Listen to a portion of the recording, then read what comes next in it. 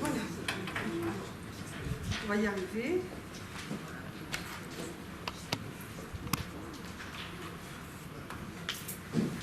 Oui. Oui, c'est bon. Bon, excusez-nous pour cette période d'hésitation devant la technique. Voilà, alors écoutez, cher public, merci pour votre présence en amphi ce soir. Tous nos voeux pour l'année 2024 à tous et à toutes, et à notre monde qui en a bien besoin, je crois savoir. Alors nous sommes très honorés et très heureux de vous accueillir, Madame la juge. Vous venez de loin, vous étiez à Erevan il y a 3 jours et vous avez fait un long voyage pour venir jusqu'à nous. Donc un très grand merci. Alors sur le thème des grands bouleversements, nous ne pouvions ignorer la révolution juridique majeure qu'est la Cour européenne des droits de l'homme, née en 1950, si je ne me trompe pas, oui. D'accord, au lendemain de la Deuxième Guerre mondiale. Aujourd'hui, elle est la plus grande juridiction internationale, 47 membres, ou 46, je ne sais plus. Je vous le dirai. Vous me direz, d'accord. Et 800 millions d'individus. Et qui mieux que vous pouvez la représenter? Vous avez une formidable carrière de juge dont Linda nous parlera en détail. Vous avez marqué l'œuvre juridictionnelle de la Cour européenne des droits de l'homme par votre hauteur de vue, votre grande liberté de pensée, qui vous conduit parfois à des opinions ou des prises de position que l'on dit dissidentes. Mais c'est là aussi sans doute que se mesure la capacité du droit à se réinventer, et cela bien entendu sans jamais perdre de vue la doctrine fondatrice. Je sais votre profond attachement à la transmission. Cet après-midi, vous étiez à Dumont-d'Urville devant un parterre d'élèves et d'étudiants pour une rencontre organisée par le CML, le lycée, et en particulier Linda, à côté de moi, cheville ouvrière de cette rencontre. Vous pensez que la culture des droits fondamentaux devrait s'enseigner au même titre que l'histoire, la géographie et les sciences. Nous aurions tort de penser que ces droits sont immuables, car l'histoire nous a enseigné la fragilité de nos droits, la fragilité de toute démocratie, et c'est la raison pour laquelle nous devons en avoir une connaissance précise, en mesurer la valeur, la défendre quand c'est nécessaire, et les réinventer sans déroger aux grands principes. Je vous remercie pour votre attention. Je vais passer la parole à vous.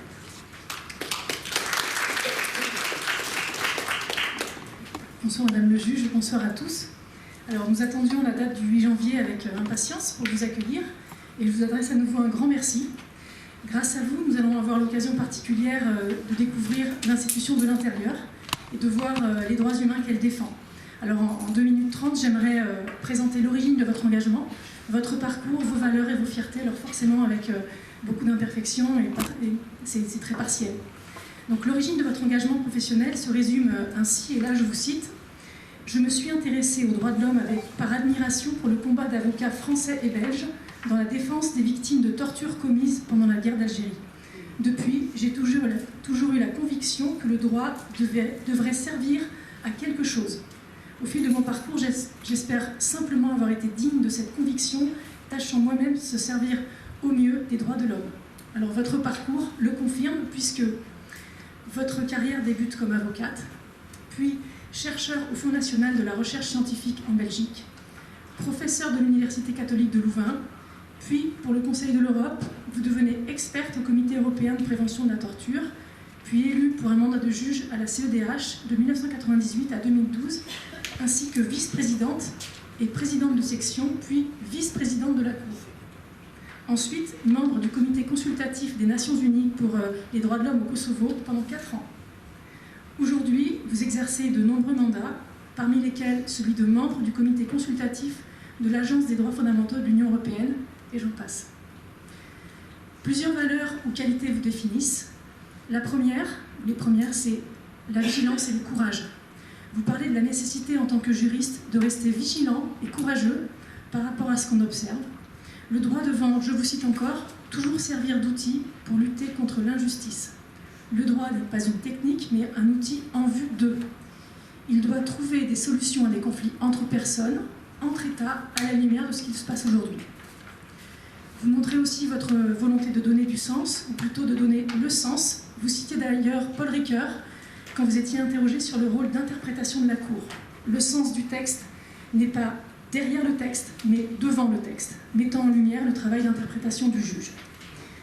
Étant attaché à l'intention des auteurs des articles de la CSDH, vous justifiez la désobéissance civile par le fait qu'elle permette de re-questionner le fondement et de rappeler l'esprit de la loi. Les valeurs que vous défendez sont la transmission, notamment, comme l'a dit Madame Daru à l'instant, à la jeune génération, comme illustré ce jour par votre promptitude à accepter d'intervenir au lycée du Mont-Durville, le dialogue entre les acteurs, la rigueur et l'humanité, que l'on reconnaît dans les délibérés des cours, des arrêts de la Cour. Vous êtes une femme de conviction, ce qui vous amène à prendre une position dissidente dans plusieurs arrêts de la CEDH. Alors je vais en citer quelques-uns. En 2005, Leyla Şahin contre Turquie au sujet du port du voile.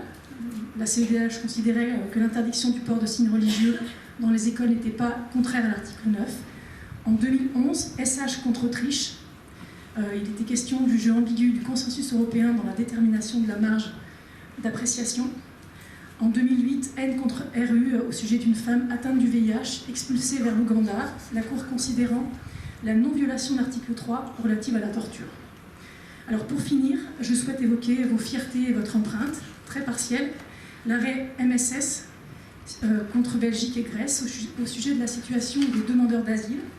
Vous soulignez que migrants et demandeurs d'asile, parce qu'ils forment un groupe défavorisé et vulnérable, ont besoin d'une protection spéciale. L'arrêt Isri et Jana contre Italie pour l'extension de la protection conventionnelle aux migrants en mer et la mise en lumière des conditions d'internement des malades mentaux délinquants. Donc je reprends les éléments d'introduction. Au fil de mon parcours, j'espère simplement avoir été digne de cette conviction, tâchant moi-même de servir au mieux les droits de l'homme. Démonstration est faite que oui. Merci de nous permettre de voyager dans cette institution de l'intérieur, voyage pendant lequel nous pourrons peut-être entrevoir encore d'autres choses qui vous animent. Je vous laisse la parole.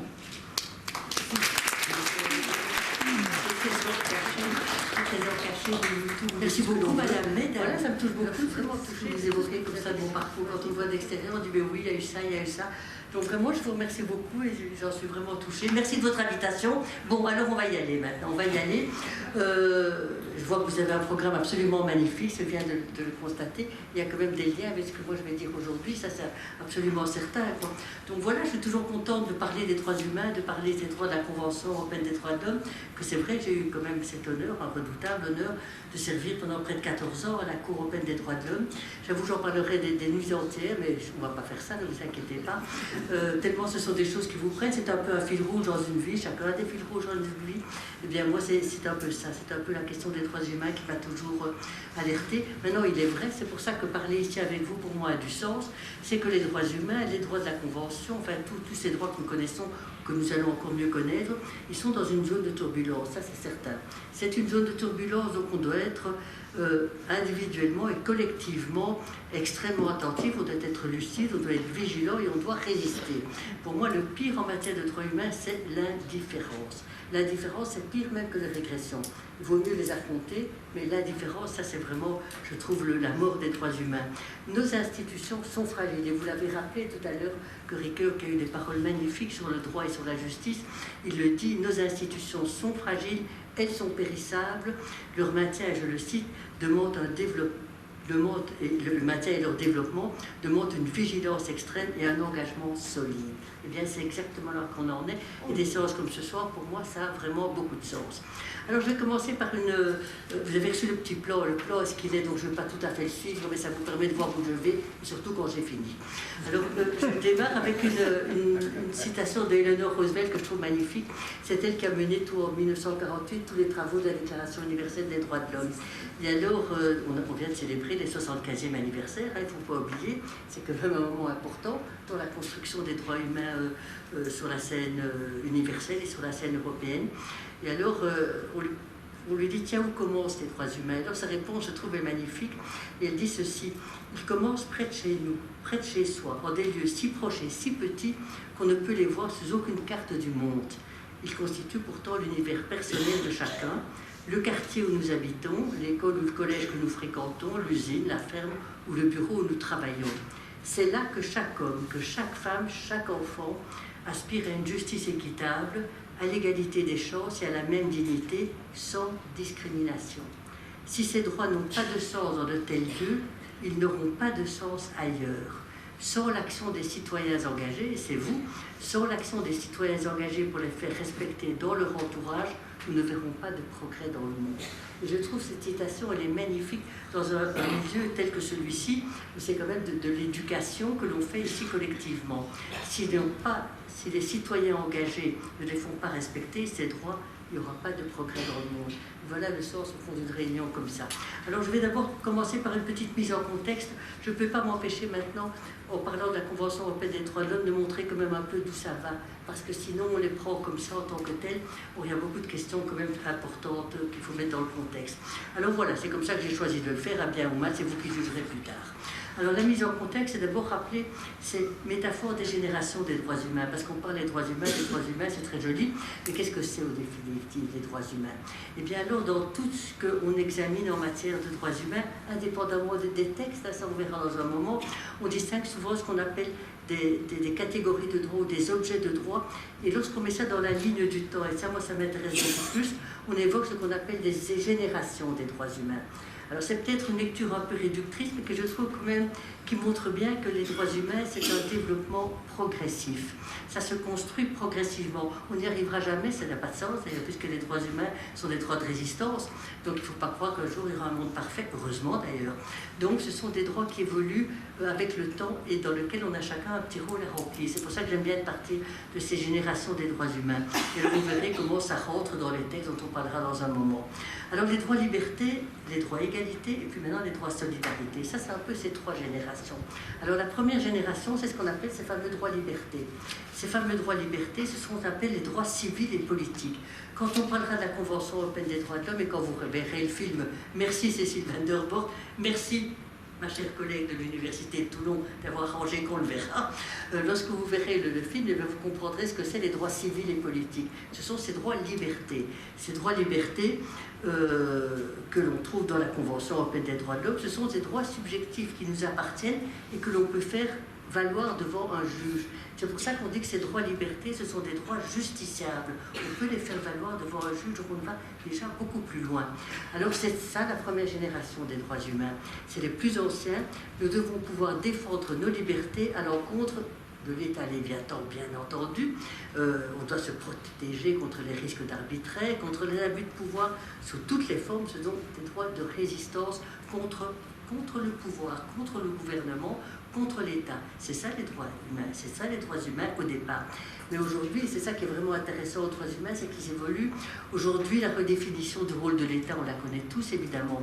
Et les droits humains doivent aussi être protégés par les personnes privées, les sociétés, les multinationales. Ça, c'est maintenant une orientation qui se développe de manière extrêmement importante.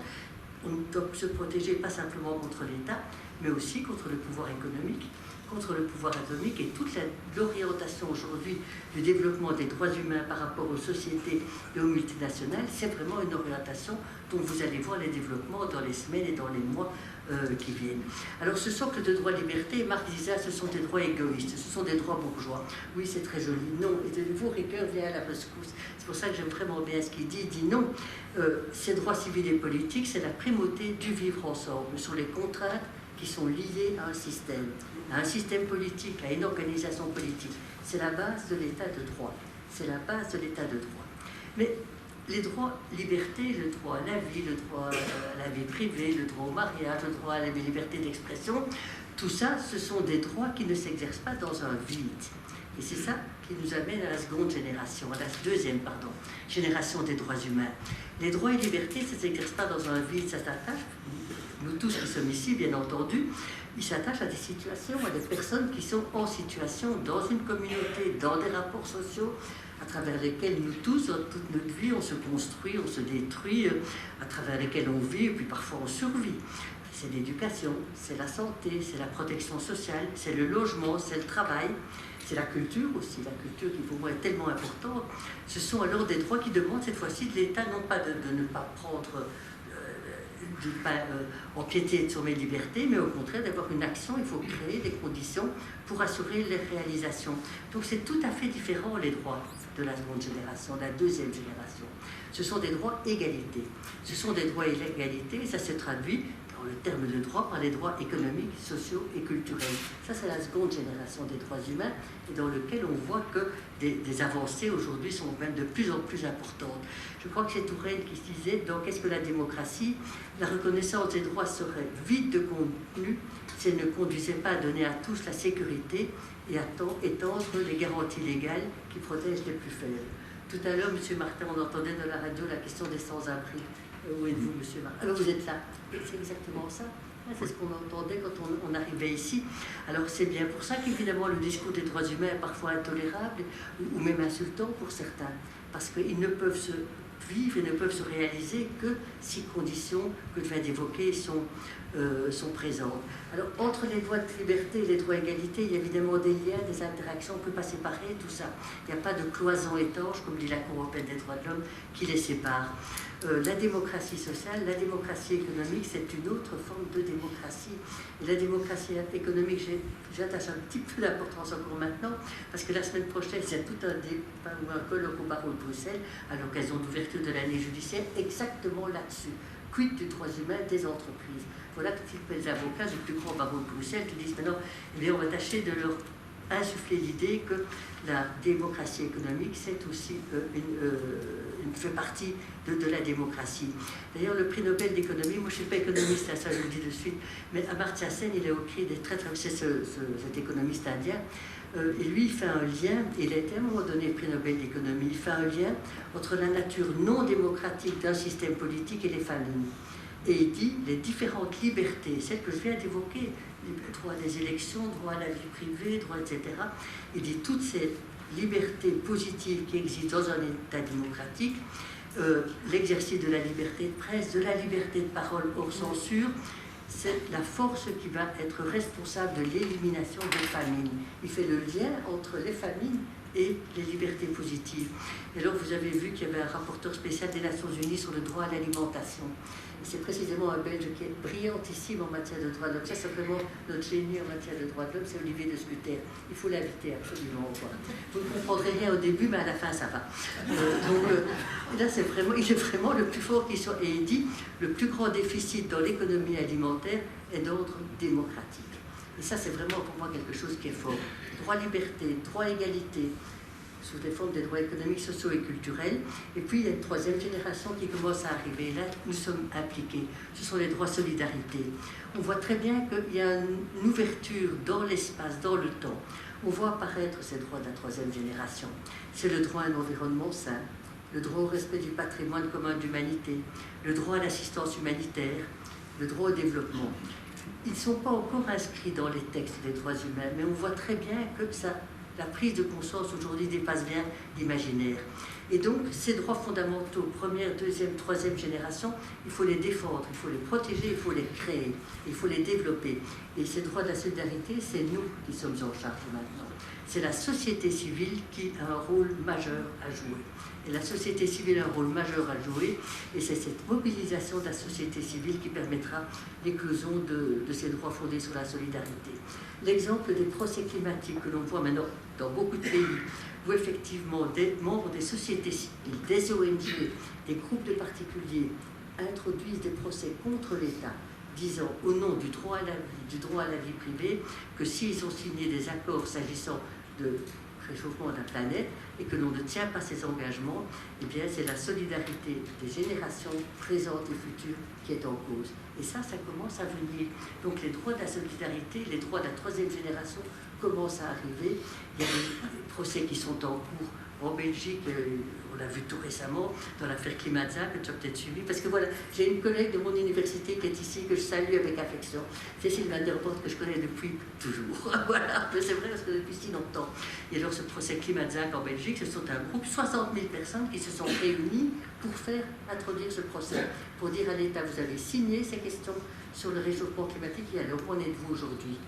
On demande à l'État des comptes, parce que les dommages pour les dégâts climatiques, c'est non seulement pour nous aujourd'hui, c'est pour demain.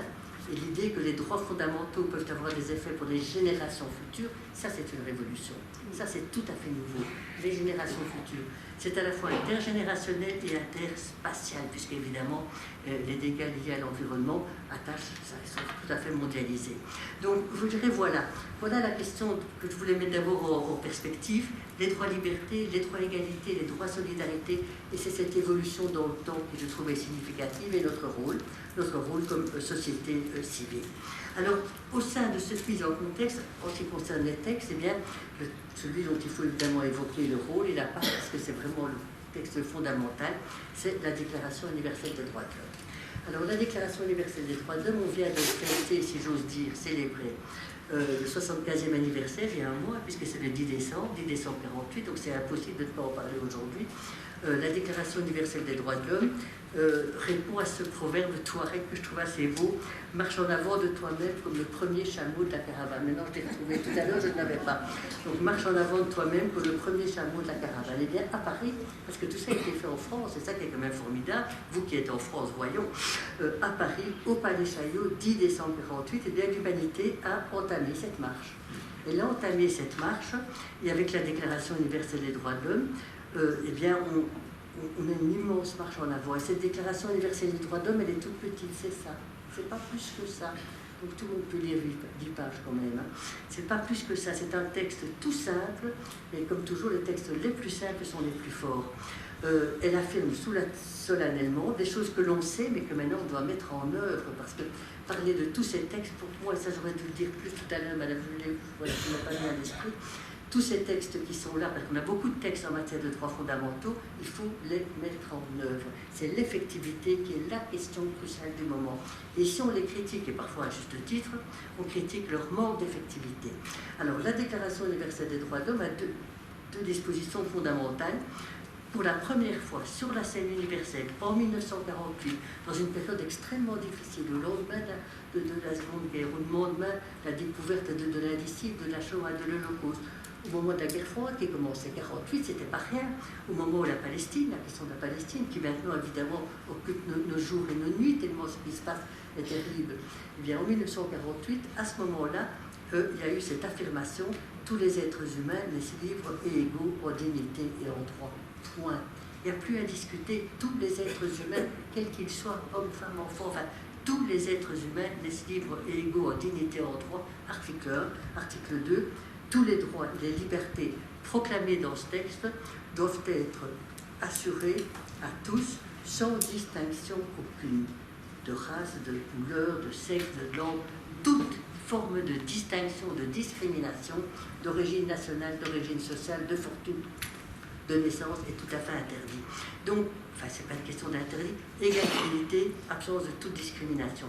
Alors, c'est vraiment un texte pour ça qui est vraiment essentiel. Et ce qui est intéressant à voir, c'est qu'en 1948, c'était été adopté à l'unanimité par l'Assemblée générale des Nations unies. À l'unanimité, vous imaginez, il y a eu des abstentions pour certains qui trouvaient qu'il fallait plus de droits, notamment les soviétiques, puisque c'était encore l'URSS à l'époque, ils disaient qu'il faut plus de droits sociaux. Alors, cette déclaration... Quoi ? Voilà, ça a fameusement changé, comme vous dites. Alors, cette déclaration, c'est un idéal commun, c'est pas contraignant. C'est pas contraignant, mais moi, ça ne me préoccupe pas du tout. Il ne faut pas toujours la contrainte pour changer. On change plus par la conviction que par la contrainte. Donc, oui, ce n'était pas contraignant, mais c'est un idéal commun. Et un idéal commun, je trouve que c'est vraiment fondamental à retenir. C'est pas vrai qu'elle n'est pas... Certains disent qu'elle est inoffensive. Mais non, elle n'est pas inoffensive. Parce qu'elle n'a pas de sanction. S'il faut toujours attendre une sanction pour agir, alors pour moi, ça ne va pas. L'intérêt de cette déclaration, puisque je ne vais pas en parler trop longtemps, c'est qu'en 1948, c'est pour ça que ça a quelque chose de révolutionnaire, à mon humble avis. Ça contient non seulement les droits civils et politiques, ce dont on vient de parler, mais aussi, en 1948, les droits économiques, sociaux et culturels, le droit au travail, le droit à la sécurité sociale, le droit au loisir, le droit au salaire. Tout ça se trouve déjà dans ce petit mini-texte qui est là devant vous. Donc cette déclaration universelle, c'est vraiment le premier chameau de la caravane qui, après ça, a effectivement envoyé, il y a eu alors toute une mosaïque de textes, c'est ça que j'indique dans ma petite note, qui a mis en lumière combien cette étape est évidemment importante. Alors il y a eu une caravane, gardons pour la même idée, des déclarations des traités internationaux, des chartes en Amérique, parce que je ne vais pas parler de l'Afrique ni de l'Amérique, et j'en regrette parce que je ne veux pas du tout donner l'impression que les droits humains, ce n'est que l'universel et l'Europe. Surtout pas. Surtout pas, mais voilà, on ne peut pas tout faire en une soirée. Il y a évidemment des chartes africaines des droits de l'homme et des peuples, il y a la Convention interaméricaine des droits de l'homme, donc il y a eu alors une extension entre de multiples instruments entre lesquels il faut établir une synergie. Voilà, comme c'était la mise en contexte, je ne vais pas aller plus loin. Une question essentielle, l'effectivité. L'effectivité des droits, c'est à ça dont aujourd'hui on doit être vraiment, vraiment attentif. Alors maintenant, de la scène universelle, je passe à la scène européenne, en rappelant encore une fois, pardonnez-moi d'insister, les scènes africaines, les scènes de l'Amérique sont essentielles à avoir en tête. Ça, c'est évident. Sinon, on ne va faire que donner appui à cette idée que tout ça est une création occidentale. Non, ce n'est pas vrai. Ce n'est pas vrai, c'est parce que voilà, c'est assez dit. Alors, j'en arrive en Europe, la Convention européenne des droits de l'homme. Convention européenne des droits de l'homme, un petit préalable à la Convention européenne des droits de l'homme, c'est que la Seconde Guerre mondiale a eu un tel effet, un tel changement, un tel bouleversement de la société que dès 1949, au sein de l'Europe, le Conseil de l'Europe s'est créé. Donc le Conseil de l'Europe s'est créé voulant importer d'une certaine manière sur la scène européenne la Déclaration universelle des droits de l'homme. Et ce Conseil de l'Europe à Strasbourg, il faut aller le voir, ce Conseil de l'Europe a créé au fond l'unité européenne, a fondé l'unité européenne sur 3 piliers. Et il faut l'avoir bien présent à l'esprit lorsqu'on se rend compte aujourd'hui des critiques et des discussions. Ces 3 piliers, c'est quoi? C'est 1, l'état de droit, 2, la démocratie, et j'en parlerai un peu plus loin parce que la démocratie va mal aujourd'hui, c'est certain. Donc j'en parlerai dans les critiques tout à l'heure, et l'état de droit, la démocratie et les droits humains. Voilà les 3 piliers fondateurs de l'Union européenne. Quand je dis de l'Union européenne, de l'Europe, au niveau du Conseil de l'Europe et de l'Union européenne. Parce qu'il n'y a pas que le Conseil de l'Europe. Le Conseil de l'Europe, c'est 46 pays, 12 en 49, 47. Et puis la Russie a été expulsée parce que ce n'est plus, c'est un État démocratique. Donc c'est la grande Europe, et puis il y a l'Union européenne à côté. Mais ça, je ne vais pas en parler parce qu'on ne sait pas parler de tout. Et donc, 1949, le Conseil de l'Europe avec les principes de base de la construction européenne. Démocratie, État de droit et droits humains. La Convention 1950, elle a été signée au Capitole. Si vous faites un petit tour au Capitole à Rome, il faut aller voir. Moi, j'aime bien voir les lieux, j'aime bien voir les lieux historiques. Je ne sais pas si ça me fait rêver, mais ça me fait réfléchir. Et au Capitole, dans ce fameux palais Berberini que l'on visite comme ça, eh bien, on voit comme ça un immense tableau où on voit les 12 pays fondateurs. Alors, pardonnez-moi, je ne connais que la Belgique, l'Espagne, peut-être qu'en France. Oui, mais en France, il peut y avoir des jeunes, certainement. Quoi. Mais il faut aller voir, demandez à vos étudiants, madame. Ils vont aller vous le dire. 1950, la signature de la Convention européenne des droits de l'homme, elle entre en vigueur en 1953 et elle est aujourd'hui ratifiée par 47 États de l'Amérique à l'Oural, comme on dit, la Maison commune Europe. La Maison commune Europe, c'est cette idée qu'il faut ajuster, qu'il faut arrimer la Maison commune Europe au principe de pluralisme, tolérance, esprit d'ouverture, sans lequel il n'y a pas de société démocratique. Donc, tout ce qui n'était pas dans la Convention européenne des droits de l'homme jusqu'à peu, c'était la Biélorussie qui est une dictature, comme nous savons, et le Vatican qui est une théocratie et donc pas une démocratie. Malheureusement, la Russie est entrée dans le clan des dictatures. Et donc, elle a été exclue du Conseil de l'Europe, puisque ce n'est plus une démocratie, mais c'est dramatique à voir. Donc, la Russie, maintenant, aujourd'hui, c'est ce que je disais tout à l'heure, pour moi, c'est un petit drame humanitaire, cette question, dans la mesure où un pays de 150 millions d'habitants, ou une juridiction dans laquelle il y a plus d'autres personnes qui sont là et qui pourraient bénéficier de la Convention, se trouve aujourd'hui sans aucune protection en matière de droits fondamentaux. Plus aucune protection en matière de droits fondamentaux, c'est quand même une tâche noire au sein de l'Europe, donc il faudrait quand même à un moment donné non seulement se préoccuper, mais qui sinon va entraîner d'autres tâches noires, et on va se trouver avec des immenses territoires sans protection, c'est-à-dire le retour au XIXe siècle. Alors, la Convention européenne des droits de l'homme, et c'est ça qui est assez intéressant à voir, c'est un traité atypique. Moi, je ne suis pas une spécialiste de droit international, mais quand on voit le droit international, c'est toujours la même chose. Si on fait un traité, je donne, tu donnes. Je dis ça en latin, mais ça veut dire la même chose. J'accepte ceci en échange de. Ici, c'est un traité atypique parce que les États reconnaissent les droits de la Convention, alors qu'on ne leur donne rien en échange, si c'est être condamné par la Cour parfois. Donc c'est un traité qui n'est pas un traité de réciprocité. Et lorsqu'aujourd'hui tout le monde respecte en disant on nous impose des choses, c'est pas nous, c'est les États qui ont décidé ça. C'est les États qui en 1950 ont estimé qu'il fallait s'engager dans cette voie-là. Et donc si maintenant il y a des choses en sens contraire, il faut remettre la responsabilité où elle est, c'est-à-dire aux États. C'est les États qui sont les maîtres des traités. C'est pas les États, c'est nous, c'est les gouvernements, c'est nous et vous. Alors le préambule de la Convention est vraiment intéressant et aujourd'hui quand on entend ça, ça sonne presque faux, ou en tout cas on se dit mais là il faut faire, c'est que dans le préambule, c'est ce petit texte qui au début de tous les textes internationaux explique un peu ce qu'on veut faire. Et ils disent ceci, c'est que l'attachement aux droits et libertés, ce sont les assises, le fondement de la justice et de la paix dans le monde. Donc c'est le lien entre les droits fondamentaux et la paix. Quand on sait aujourd'hui la paix qui est tellement en cause, menacée, l'Ukraine, c'est vraiment la question. On ne peut pas s'empêcher à tout moment maintenant d'avoir ça en tête. On ne peut plus le penser autrement. Et ce qui se passe en Palestine aussi, et en Israël, même s'ils ne sont évidemment pas dans la Convention européenne des droits de l'homme, enfin c'est quand même la question de dire que c'est le fondement de la paix dans le monde et que ça repose sur un régime politique démocratique. Et la démocratie va mal. Donc on voit comment... Et la société démocratique, c'est quelque chose qui se construit. C'est un idéal moral, c'est un idéal politique, et il faut continuer à y être attentif. Et compte, ça ne vient pas tout seul. Ça ne vient pas tout seul. J'ai dit que je passe une référence à une autre, mais Paul Auster a écrit des choses là-dessus. Il dit la démocratie, ça ne vient pas tout seul. Il faut se battre pour elle chaque jour. Il dit ça dans un anglais que je suis incapable de répéter. Et de nouveau, c'est le thème des institutions qui sont fragiles. Alors, la responsabilité des États, mais elle est grande, ça je reconnais. Les États, prenez l'article 1. De nouveau, on dit, mais pourquoi, comment se fait-il qu'il y a tellement de pouvoir à la Cour européenne des droits de l'homme et à la Convention? Parce que les États l'ont voulu.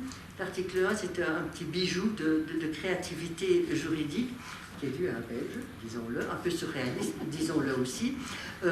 L'article 1 dit simplement ceci, les États reconnaissent à toute personne les droits et libertés définis, et je parlerai des droits et libertés dans un mot. Tous les traités internationaux ont dit les États s'engagent à reconnaître. Ça veut dire si tout va bien, si on a l'argent, etc. Donc s'engager à reconnaître, idem pour le changement climatique, on va s'engager à. Mais s'engager, ça ne s'engage à rien. Et donc ici, c'est Henri Rollin qui a dit, mais supprimons un mot, on ne va plus dire les États s'engagent à reconnaître, les États reconnaissent. Et ça, c'est la base de tout pour la Convention européenne des droits de l'homme et le rôle de la Cour. C'est la base de tout. C'est-à-dire que c'est une obligation forte. Les États reconnaissent, point à la ligne, ces droits et libertés définis dans la Convention. Quelles que soient les circonstances, quelles que soient les situations. Alors on va dire que c'est excessif, peut-être, sans doute. En tout cas, ça a été une volonté des États de véritablement engager les États signataires et tous ceux qui, après 1950, se sont joints à la Convention, la Russie, l'Ukraine, la Moldavie, tous les 47 pays qui sont là-dedans, ils ont tous accepté de reconnaître les droits et libertés à toute personne. J'ai entendu ça, sans dissection aucune, ça va de soi. Les hommes, les femmes, les criminels, à tout le monde, à toutes les personnes, même aux criminels, bien entendu. J'entends tellement, mais on ne va quand même pas donner les droits de l'homme aux criminels, mais bien entendu. Une des premières affaires à la Cour, j'avoue qu'elle était quand même assez significative, c'était justement au lendemain de la guerre, une décision qui concernait la République fédérale allemande, puisque ça existait encore en 1962. Et la personne qui était en cause, c'était ce qu'on appelait, entre guillemets, la chaîne de Buchenwald. Donc c'était une gardienne de Buchenwald pendant la guerre. Et elle avait eu un procès au RFA et elle venait dans la Cour pour dire qu'elle n'a pas eu un procès équitable.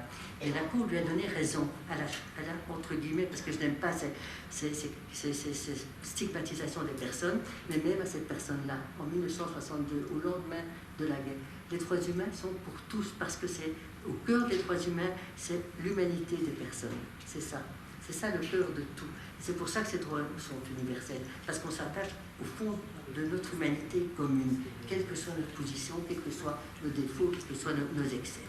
Alors, j'ai marqué une conscience qui sonne d'alarme, parce qu'alors, ça a été un coup de génie, il y a parfois des coups de génie chez les politiques, disons-le.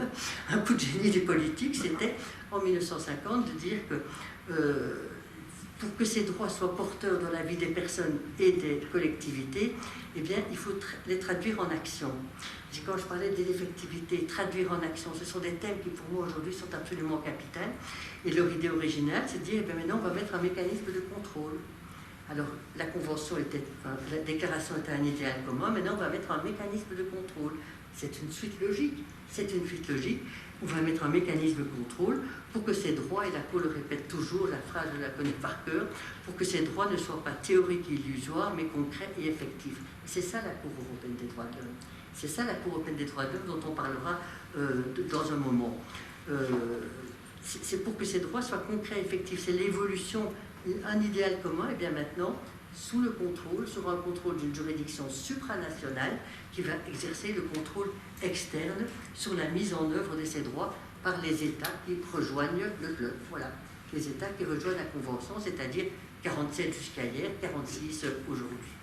Alors, toutes les affaires qui arrivent à la Cour, et je vais évoquer les droits garantis, toutes ces affaires qui arrivent à la Cour couvrent évidemment des questions extrêmement larges, extrêmement diversifiées, et ce sont des vrais enjeux de société. Et il faut bien se dire ceci, toutes les questions qui posent problème dans la société comme ça tous les jours, tôt ou tard, elles arriveront à Strasbourg, elles arriveront à la Cour, forcément. Forcément, toutes ces questions qui sont des questions critiques, des questions sensibles, des questions... elles arrivent parce que... Sur ces questions-là, bien à un moment donné, il y a une nécessité supranationale. Alors, je n'ai pas le temps de les prendre tous, et puis c'est bien dommage, donc j'aurais pu faire des meilleurs choix pour ne pas devoir cavaler comme je dois faire maintenant. Mais sur le droit à la vie, je le prendrai comme ça, en vous donnant simplement le droit à la vie, la violence domestique, la violence raciste. Je vais simplement vous pointer les questions qui, aujourd'hui, j'ai dit un peu hier, parce que moi, mon mandat à la Cour s'est terminé. J'ai fait 98-2012, donc ça fait quand même 10 ans, c'est beaucoup. Donc il y a certainement des tas de choses qu'il faudrait dire aujourd'hui que je ne connais pas, mais que vous connaissez beaucoup mieux que moi. Mais c'est sûr, Madame la professeure. Voilà. Alors, le droit à la vie, eh bien, ça c'est surtout quand j'étais à la Cour, toutes les questions de violence domestique et de violence raciste. Ça, ce sont des questions fondamentales. Ça, c'est absolument certain. J'ai quand même mis une petite liste mise à jour ici. Est-ce que je vais la retrouver ? Écoutez, vous l'aurez pas. Ah oui, non, vous l'aurez pas. L'interdiction de la torture et des traitements inhumains et dégradants. Ça, ce sont deux droits absolus. Le droit à la vie, l'interdiction de la torture, des traitements inhumains et dégradants. L'un, c'est la vie, tout simplement. L'interdiction de la torture, c'est, je dirais, l'intégrité et la dignité de la personne. C'est ça, l'interdiction de la torture et des traitements inhumains et dégradants. Et ce qui est intéressant avec ce petit texte qui prend une ligne et demie d'ordre, ceci, une ligne et demie, je ne sais pas si vous le voyez, c'est donc tout petit. Nul ne peut être soumis à la torture, à la peine, des traitements inhumains et dégradants. Au plus simple, au mieux. Et à partir de ce texte tout simple, il peut comme ça s'étendre par ricochet à toute une série de situations. La question des violences policières, la question des situations de détention, la situation des rétentions des mineurs dans des centres pour demandeurs d'asile, la protection des enfants contre les abus sexuels dans les institutions religieuses en Irlande. Toutes ces affaires sont arrivées progressivement à la Cour. Les peines criminelles incompressibles. Est-ce qu'une peine criminelle incompressible, sans aucune possibilité de réexamen, je ne dis pas de libération, de réexamen, est-ce que ce n'est pas un traitement inhumain et dégradant? La grande pauvreté, on en parlait tout à l'heure. Moi, je suis persuadée qu'un jour, la question de la grande pauvreté va arriver devant la Cour comme étant une atteinte à la torture et à des traitements inhumains et dégradants. Est-ce qu'un État peut se permettre, c'est ce qu'on entendait tout à l'heure, est-ce qu'un État peut se permettre dans nos démocraties, la Belgique comme la France, on est quand même des pays riches, soyons clairs. On n'est quand même pas, c'est pas la fin du mois qui nous préoccupe, c'est pas la fin du jour qui nous préoccupe. Est-ce que la grande pauvreté n'est pas pour finir une action de l'État qui porte atteinte à la dignité et à l'intégrité des personnes? Je suis persuadée qu'un jour ça va arriver. Toute la question des migrants, bien entendu. Vous vous rappelez la question de la jungle de Calais. La jungle de Calais, évidemment, ces affaires sont arrivées à la Cour avec ce mineur qui avait une pancarte devant les yeux et qui disait « moi, je suis aussi un être humain ». L'affaire s'est évidemment arrivée à la Cour. L'esclavage, la servitude domestique. Une famille à Paris qui avait engagé, qui n'avait pas engagé justement une domestique qui vivait dans des conditions mais vraiment innommables. Comment c'est possible à Paris en 2015? Donc c'est pas en Moldova, hein, à Paris en 2015, une jeune femme qui n'avait rien, on lui avait pris son passeport et elle devait s'occuper de ses enfants jour et nuit ou à peu près. Elle s'est enfuie, elle a trouvé des associations qui ont amené l'affaire jusqu'au devant la Cour et la France a été condamnée. Le droit au procès équitable, ça c'est d'abord le droit à la liberté, à la sûreté. Le droit pénal est entièrement lié aux droits humains. la privation de liberté est possible. Il ne faut pas dire que c'est tout à fait impossible, mais non, c'est possible, mais dans des conditions bien strictes. Lorsqu'on entend des critiques en disant oui, mais tout ça, c'est pas possible, c'est le laxisme absolu, mais c'est faux. Et donc, il faut que ces critiques-là soient quand même analysées au départ des textes. Le droit à la liberté et à la sûreté, oui, c'est affirmé, mais des privations de liberté sont possibles dans certains cas, mais soumises à des conditions strictes. C'est ça le sens de ces droits humains. Ce sont pas des dispositions mortifères. Ça, c'est absurde de voir ça comme ça. Ce ne sont pas des dispositions qui tuent la liberté, au contraire, on l'encadre. Et pour la liberté et la sûreté, l'article 5, c'est ça. Le droit au procès équitable, le droit à la défense, de l'avocat, les premières étapes. Si on veut que les gens règlent leurs problèmes par le droit et par la violence, il faut assurer le procès équitable. Ce sont des droits basiques, ce que je dis ici. C'est basique de chez basique.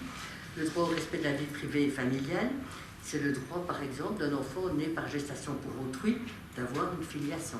La Cour ne va pas dire, parce qu'on a eu l'affaire française, évidemment, ça c'est clair, vous connaissez certainement, puisque la presse en a tellement parlé, Ménesson et la Basse contre France. La Cour ne va pas dire qu'il faut accepter ou non la gestation pour autrui, ça c'est pas notre rôle. Nous on va dire que si un enfant est là, il ne peut pas être un ovni. Il doit avoir une filiation, il ne peut pas être un ovni, il ne peut pas être comme ça. Non, les conditions de sa filiation, les conditions de sa naissance, c'est une chose. Le respect de l'enfant qui va naître de cette situation, c'en est une autre. Et lui, on doit assurer sa protection. La liberté de conscience, la liberté de religion, la liberté de pensée, d'où la question du voile, bien entendu. La liberté d'expression, j'en ai presque fini, ne croyez pas qu'on va faire ça pendant 2 heures. La liberté d'expression, le discours de haine, la protection des journalistes, on voit à travers la liberté d'expression un champ énorme, la question du discours de haine aujourd'hui, comment concilier le discours de haine avec la liberté d'expression, comment trouver un équilibre. Et ce sont des droits ici relatifs, tout à l'heure au début, droit à la vie, c'est des droits absolus. Ces droits que je cite ici sont des droits dans lesquels on affirme, les États affirment, mais reconnaissent qu'il y a des exceptions, qu'il y a des ingérences possibles, qu'il y a des limitations possibles. Et donc ce sont toujours une question d'équilibre. Et c'est ça que la Cour doit faire, elle doit juger cet équilibre, la liberté d'association, le droit au mariage, l'interdiction de la discrimination. Ben voilà, je suis au bout. Le droit des élections libres, ce sont des protocoles par après. Donc ces droits civils et politiques que garantissent la Convention européenne des droits de l'homme, c'est vraiment une situation qui concerne l'humanité de base des personnes, des hommes et des femmes.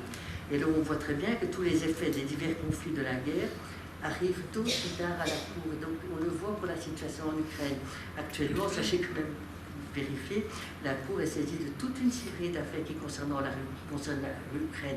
Non pas du tout pour décider s'il y a génocide ou non, ça c'est la Cour internationale de justice qui va le décider bientôt, mais parce que effectivement, il y a des situations, des hommes, des femmes vivent des situations d'atteinte à leurs droits élémentaires, à la vie, et que donc ça, c'est la juridiction, c'est la Cour qui doit les prendre en charge. Je dirais alors, comment est-ce que nous on peut juger tout ça? Vous imaginez bien comment ça m'amène alors à la Cour européenne des droits de l'homme. Comment pouvons-nous juger tout ça? Parce que dans toutes ces questions, soyons bien clairs, ce n'est pas des questions techniques. Les questions techniques, il y a toujours une solution au droit. Donc il ne faut pas se précipiter derrière des espèces de pseudo-arguments, tout ça c'est très très difficile, c'est des règles de droit, on n'y comprend rien. Ce n'est pas vrai du tout. Les règles de droit en matière, de manière générale et en matière de droits humains, tout le monde peut les comprendre. Il ne faut pas se cacher derrière la technique. Mais ce qui est derrière tout ça, et c'est ça qui est difficile, c'est précisément l'affleurement de réalités humaines tragiquement humaines, où il y a des questions morales, des questions éthiques, des questions sociales, des questions politiques, qui elles sont très difficiles.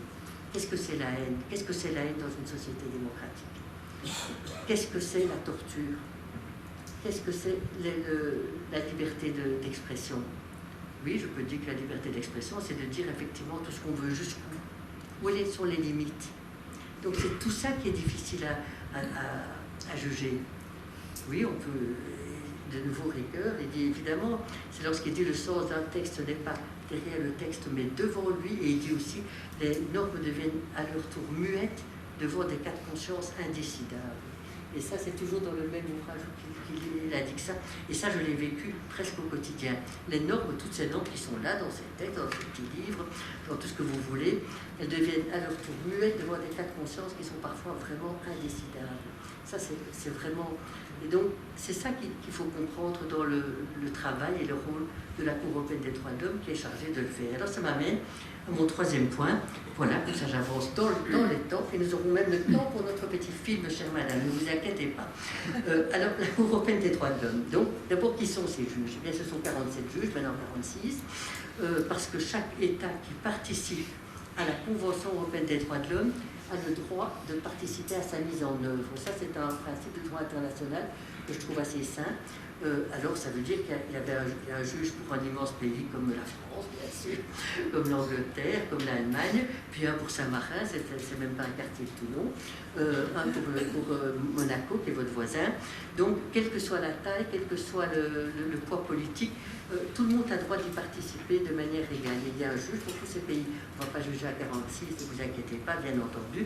On va diviser ça en chambres, mais c'est ça l'idée. Alors, qui sont ces juges? Eh bien, il y a un profil très différent. Pour ça, il faut un profil très différent. Il y a des anciens juges, il y a des anciens procureurs, il y a des anciens professeurs. Moi, je n'étais pas juge en Belgique, pas du tout. Donc, je n'ai j'ai des cours été à l'université, mais à un moment donné, en 98, lorsqu'il y avait un appel aux candidats pour la nouvelle Cour européenne des droits de l'homme, ils disaient on veut des gens de toutes les professions d'une certaine manière. Et du coup, les universitaires, ça plaisait. Maintenant, ça ne plaît plus. Voilà, ainsi va la vie. À l'époque, ça plaisait. Et pour la Belgique, après moi, c'était un magistrat qui est venu, et c'est après une femme, ça a été un homme. On a eu assez avec une femme, c'est assez. Mais c'est un peu ça, c'est clair. Donc, c'est plus ou moins mélangé homme-femme. La parité, on en est encore loin. On aurait à discuter là-dessus à l'infini. Parity of the bench, j'avais un article là-dessus à un moment donné que j'ai dû faire. Et ma réponse était why not? Pourquoi pas? Bien entendu, mais ça, c'est un autre débat. Donc, mais le point alors, le plus important, pour ne pas entrer dans l'anecdote, il faut que les juges, quels qu'ils soient, doivent être un juge indépendant et impartial. Ça, c'est une question fondamentale. L'impartialité d'un juge, que ce soit dans le pays, mais a fortiori à la Cour européenne des droits de l'homme, c'est essentiel. Alors vous allez dire, mais on a chacun une histoire, bien entendu, on a chacun des convictions, bien entendu. Les juges sont des hommes et des femmes comme tout le monde. Mais notre rôle, lorsqu'on accepte cette fonction, c'est d'être capable de prendre distance. On doit prendre distance par rapport à ce qui est notre histoire à nous, que nous avons. On doit être capable de prendre distance, de donner pertinence aux faits et aux arguments qui sont présentés devant nous et à s'expliquer, à motiver. Ça, c'est pour moi le rôle fondamental d'un juge de la Cour européenne des droits de l'homme. Et s'il n'y a pas un juge impartial, qui prend distance, et un juge indépendant par rapport à son État, par rapport à son pays, alors il n'y a plus de justice possible. Alors en Belgique, j'ai jamais eu aucune pression de rien du tout, tant mieux. Peut-être que dans d'autres pays, c'est pas aussi facile qu'en Belgique. En France, je ne sais pas, je ne vais pas entrer dans... il faut qu'on doit être totalement indépendant. On n'est pas là pour défendre notre pays, on n'est pas là pour... on doit pour l'expliquer, c'est tout ce qu'on doit faire. Mais on n'est pas là pour le défendre. Voilà ces juges. Alors les formations de jugement, je ne vais pas en parler. Il y a le juge unique, il y a un comité de 3 juges, il y a une chambre, il y a des grandes chambres. Donc ça, c'est une structure organisationnelle. Ça, c'est pas... Alors, quelle est la compétence de cette cour? Et là-dessus, il y a des discussions à l'infini. C'est une compétence double. On doit à la fois appliquer cette loi de la Convention européenne des droits de l'homme, on doit l'appliquer dans des cas individuels. Ça, c'est la force de la Cour européenne des droits de l'homme. On n'est pas là pour juger in abstracto les États. Est-ce que c'est bien qu'on accepte ou non l'avortement dans tel ou tel pays? Est-ce que c'est bien, est-ce qu'elle se conforme à la Convention, que je ne sais pas comment, que la protection des données, voilà, puisque c'est une question qui est tellement importante aujourd'hui, que l'on assure de telle et telle manière. Non, nous, on n'est pas là pour juger in abstracto les États. Ça, c'est leur indépendance, c'est leur souveraineté, entre guillemets. On est là pour juger si dans des cas individuels, les droits de la Convention ont ou n'ont pas été violés. Donc on est obligé d'être tout le temps lié aux faits. Et ça, je trouve que c'est une garantie formidable. Ce sont des faits que l'on juge, des situations. Maintenant, évidemment, derrière tout ça, il y a des histoires, il y a des personnes, donc il ne faut pas non plus donner à ça un caractère trop abstrait. Mais on n'est pas là pour juger in abstracto les États. De nouveau, réponse à ceux qui disent la Cour, elle est contre tel ou tel pays, mais ce sont des mythes, cette histoire. Ce sont des mythes, on n'est rien contre aucun pays, ils sont tous les mêmes, tous bons et tous mauvais. Donc on juge des situations, on juge des cas qui sont conformes à la Convention. Donc on doit à la fois appliquer la Convention et on doit l'interpréter. Et l'interpréter est évidemment le plus difficile. Est-ce qu'effectivement, par exemple en prison, est-ce que on doit accepter que les détenus puissent avoir accès à l'Internet. Évidemment, en 1950, les pères fondateurs n'ont pas pensé à l'Internet. Alors, est-ce que l'on doit étendre l'interprétation de la Convention au droit à l'Internet en prison? Voilà. Ah ben voilà, exactement, la question du temps qui joue. Et c'est là qu'alors ce que l'article 1 dit, les États reconnaissent, eh bien ça veut dire que ça nous justifie à faire une interprétation ouverte, évolutive, pour que les droits de la Convention ne soient pas des manuscrits de la mer morte, mais des textes qui sont pertinents aujourd'hui. Je prends la question de l'Internet pour en prendre des tas d'autres. Les transsexuels, vous allez peut-être heurter. Oui, on a eu un arrêt sur les transsexuels. Les pères fondateurs n'ont pas pensé aux transsexuels, vous imaginez bien. Bien nous, on a effectivement, après des années de combat de ces personnes, estimé que les transsexuels devaient pouvoir revendiquer leur droit à la vie privée, et même le droit au mariage. Parce que c'est une réalité, et que cette réalité doit être prise en compte. Donc, interprétée et appliquée. Comment est-ce qu'on arrive à la Cour? Ça, c'est la question évidemment la plus importante. C'est par le principe du recours individuel. Ce sont les personnes qui viennent devant chez nous. Et tout à l'heure, on le disait, pour parler de la Révolution, eh bien, la Révolution, c'est que les personnes, les individus, tout le monde, les hommes, les femmes, les jeunes, les vieux, tout ce que vous voulez, les enfants, deviennent des sujets de droit international. On devient un sujet de droit international. On peut introduire un recours contre son pays. Et toutes les affaires devant la Cour, c'est X, Y ou Z, on donne les noms, à la Cour on donne les noms, on dit c'est l'affaire, je ne sais pas moi, j'aurais bien un exemple ici qui viendra, ben voilà, Saadi contre l'Italie, c'est M. Saadi contre l'Italie. C'est toujours une personne contre l'État. Donc c'est ça le jugement devant la Cour pénale des droits de l'homme. La personne fait faire valoir effectivement, elle est victime. Elle est victime d'une violation de la Convention dans son pays. Elle peut être victime directe, victime indirecte, victime actuelle, victime potentielle. Vous avez évoqué l'affaire ETA contre le Royaume-Uni. Ça, c'est une affaire qui m'a vraiment bouleversée.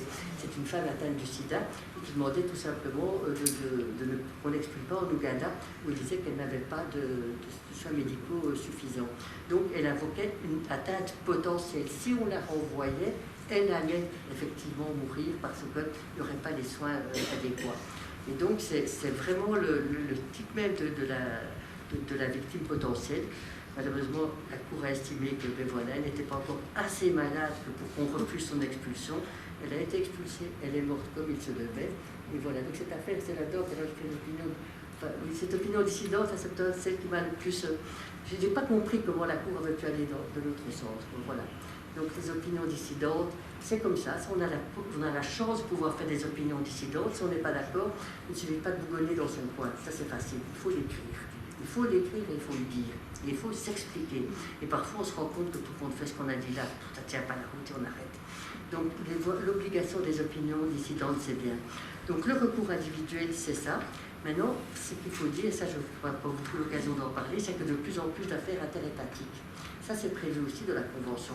Il n'y a pas que vous et nous qui pouvez aller voir. Un État peut aller contre un autre État. Et ça, c'est une chose maintenant qu'on a de plus en plus.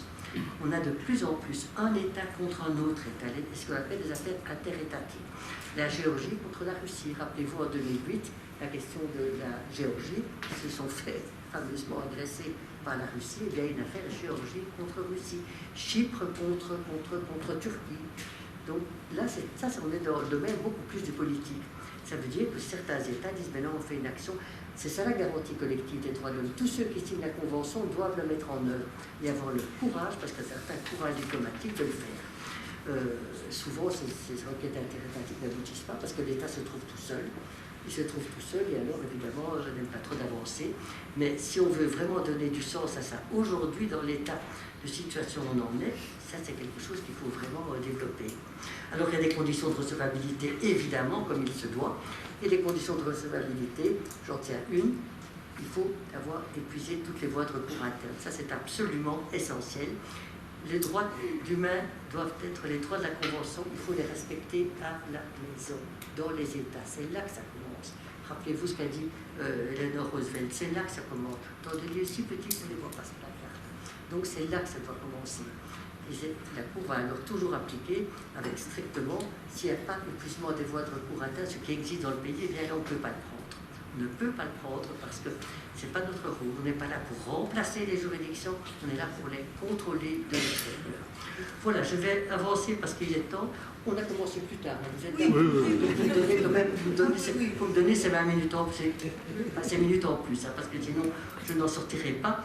Le recours individuel, contre-responsabilité, les mesures provisoires, je ne vais pas en parler parce que je dirais des méchantes choses sur la France, donc je laisse tomber.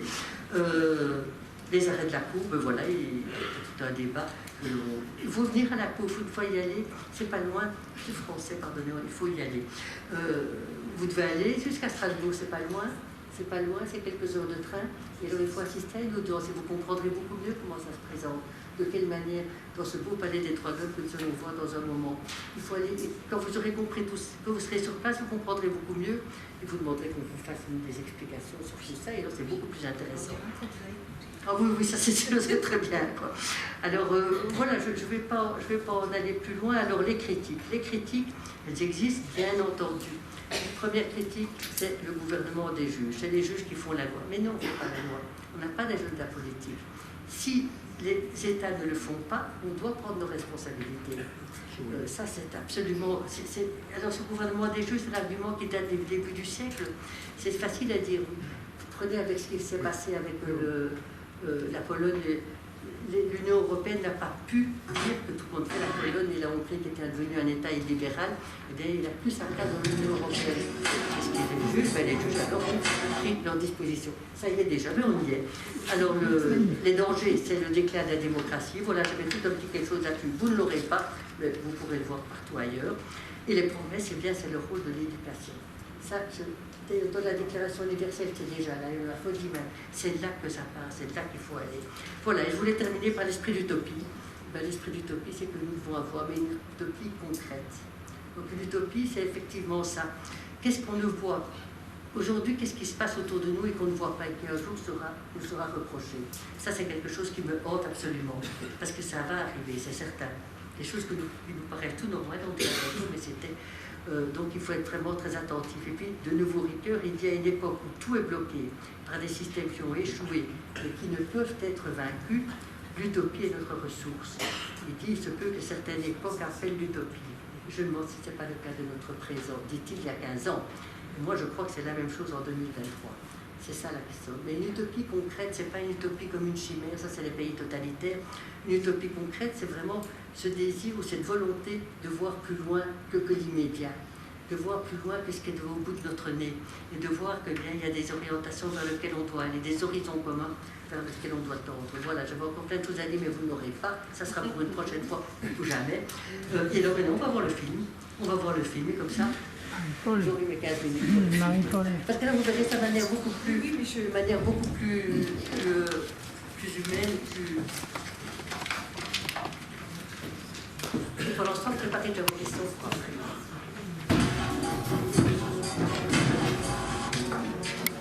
Prisonniers détenus dans des conditions inhumaines ou dégradantes,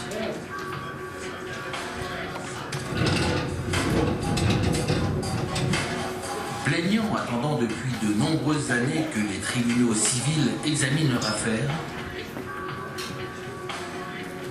parents d'enfants placés, journalistes poursuivis ou persécutés pour avoir critiqué des hommes politiques. Voici quelques-unes des personnes qui s'adressent à la Cour européenne des droits de l'homme à Strasbourg. Il y en a beaucoup d'autres.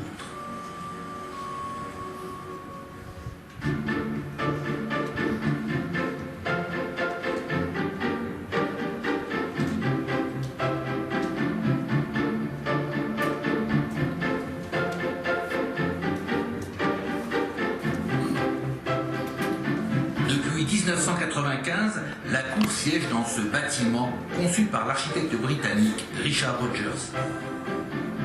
Il est doté d'un vaste hall d'entrée en verre, symbole de l'accessibilité de la Cour.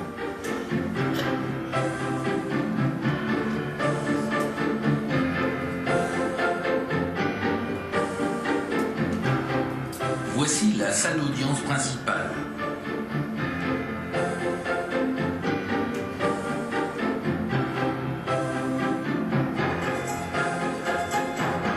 Au sol, le drapeau européen avec ses 12 étoiles. Conçu à l'origine pour être le logo du Conseil de l'Europe, ce symbole de solidarité a également été adopté par l'Union européenne. C'est ici que se tiennent les audiences publiques devant la Cour, qui siège soit en chambre de 7 juges, soit en une grande chambre de 17 juges. La Cour. La nouvelle Cour a été inaugurée le 1er novembre 1998 à la suite d'une réforme radicale. Depuis lors, des juges venant de près de 50 pays européens y siègent à plein temps. Les juges possèdent une connaissance approfondie des lois et du système juridique de leur pays. Ils sont totalement indépendants et ne représentent aucun intérêt national. Je déclare solennellement que j'exercerai mes fonctions de juge avec honneur, indépendance et impartialité. And that I will keep secret all deliberations. Thank you very much.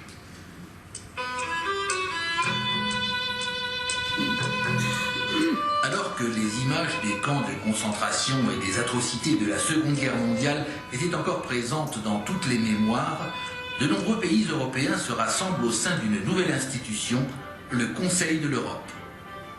Sa mission, sauvegarder la paix, défendre les droits de l'homme, la démocratie et l'état de droit dans toute l'Europe. C'est dans cet objectif que fut rédigé le premier traité du Conseil et le plus important, la Convention européenne des droits de l'homme. La Convention fut signée le 4 novembre 1950 par 12 pays. Elle est entrée en vigueur en septembre 1953. En 1959 a été instituée la Cour européenne des droits de l'homme qui a pour mission d'examiner les allégations de violation de la Convention. Article 2. Everyone's right to life shall be protected by law. Никто не должен подвергаться ни пыткам, ни бесчеловечному. Toda persona tiene derecho a la libertad y a la seguridad. Nul ne peut être tenu en esclavage ni en servitude. Jedermann hat Anspruch auf freie Meinungsäußerung. Herkes gerek medeni hak ve yükümlülükleriyle Ingen får ställas till ansvar för någon gärning. La Convention garantit notamment la liberté d'expression, la liberté de pensée et de religion, le droit à la liberté et à la sûreté, le droit au respect de la vie privée et familiale, le droit de se marier et le droit à l'instruction. Le plus fondamental de tous les droits est le droit à la vie. La Cour a traité un certain nombre d'affaires relatives à la disparition ou au décès de personnes placées en garde à vue dans des postes de police ou en prison, parfois sans même que les autorités reconnaissent qu'elles avaient été arrêtées. Certaines de ces affaires introduites contre la Russie concernent les traitements subis par la population tchétchène. L'interdiction de la torture et des peines ou traitements inhumains ou dégradants est un autre droit fondamental. En 1999, la France a été jugée responsable des tortures infligées à Ahmed Selmouni, condamné pour trafic de drogue alors qu'il était en garde à vue. La Cour estima fondées les allégations de M. Selmouni qui déclara que les policiers avaient uriné sur lui, l'avaient frappé et menacé avec un chalumeau et une seringue. La Cour a jugé en 1989 qu'il y aurait eu violation de l'article 3 si le Royaume-Uni avait extradé Jens Söring, un ressortissant allemand, vers l'État de Virginie aux États-Unis où il était accusé du meurtre des parents de son ami. Elle a considéré que, puisque la peine de mort était appliquée en Virginie, M. Söring risquait de passer de 6 à 8 ans dans le couloir de la mort sans savoir s'il serait exécuté ou non. La Cour a conclu que ce serait en soi constitutif d'un traitement inhumain et dégradant. Toutefois, les griefs les plus couramment soumis à la Cour ont pour objet le droit à un procès équitable ou le temps qu'il faut pour attendre pour que les tribunaux résolvent les affaires. C'est en Pologne et surtout en Italie que le problème se pose avec le plus d'acuité. La Cour a reçu des milliers de requêtes de la part de personnes qui ont parfois dû attendre plus de 20 ans pour obtenir une décision définitive. De nombreuses affaires portant sur la non-exécution de décisions de justice définitives ont également été dirigées contre la Russie et l'Ukraine. Ainsi, Anatoly Bourdov, qui avait travaillé sur le site de Tchernobyl après la catastrophe nucléaire, a attendu plusieurs années avant que les autorités russes lui versent les indemnités accordées par les tribunaux pour ses problèmes de santé. Depuis plus de 50 ans, la Cour s'est prononcée sur de nombreux sujets de société.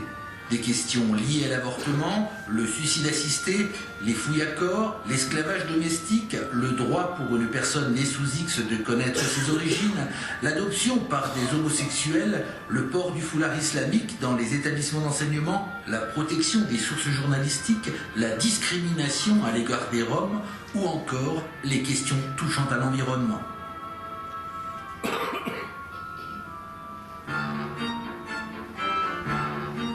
Avant la création de la Convention et de ses différents protocoles, les individus ne pouvaient soumettre à une juridiction internationale des requêtes dirigées contre leur propre gouvernement pour se plaindre de violations des droits de l'homme. De même, un État ne pouvait présenter une requête concernant la manière dont un autre État avait traité ses ressortissants. Depuis l'origine, la plupart des requêtes soumises à la Cour émanent de simples particuliers. Parfois, les requérants sont des personnes connues dans leur pays ou même mondialement, comme la princesse Caroline de Hanovre, qui a obtenu gain de cause en 2004 dans une affaire qui l'opposait à l'Allemagne. L'État a été condamné pour avoir violé le droit au respect de la vie privée de la princesse en ayant laissé publier des photos prises à son insu par des paparazzi.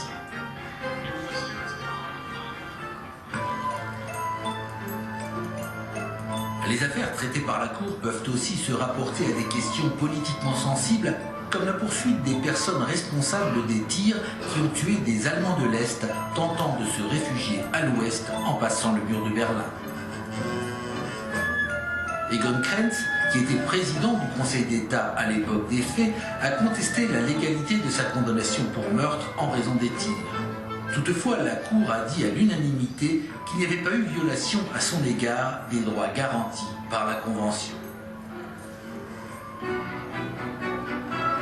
Certaines personnes ont du mal à accepter l'un des aspects du système de la Convention. Les droits et libertés sont garantis pour tout le monde, y compris les criminels condamnés. Par exemple, la Cour a dit que 2 garçons britanniques de 10 ans qui avaient assassiné un petit enfant n'avaient pas bénéficié d'un procès équitable. Elle a constaté qu'ils n'avaient pu participer de manière effective à leur procès qui s'est déroulé en public pendant 3 semaines devant un tribunal pour adultes non adapté aux besoins de délinquants aussi jeunes.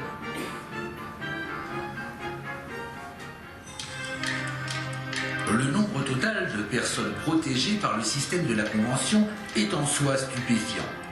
Environ 800 millions de personnes vivent dans les pays qui ont ratifié la Convention, soit une région qui s'étend sur 18 fuseaux horaires, du Groenland à Chypre et du Portugal à Vladivostok, à l'extrême est de la Russie. Les non-européens, qu'il s'agisse de réfugiés, de touristes ou de personnes qui se trouvent relevées de la juridiction du pays concerné, sont également protégés. Ainsi, la Belgique a été condamnée en 2006 pour la détention d'une fillette congolaise de 5 ans pendant plus de 2 mois dans une zone de transit de l'aéroport de Bruxelles.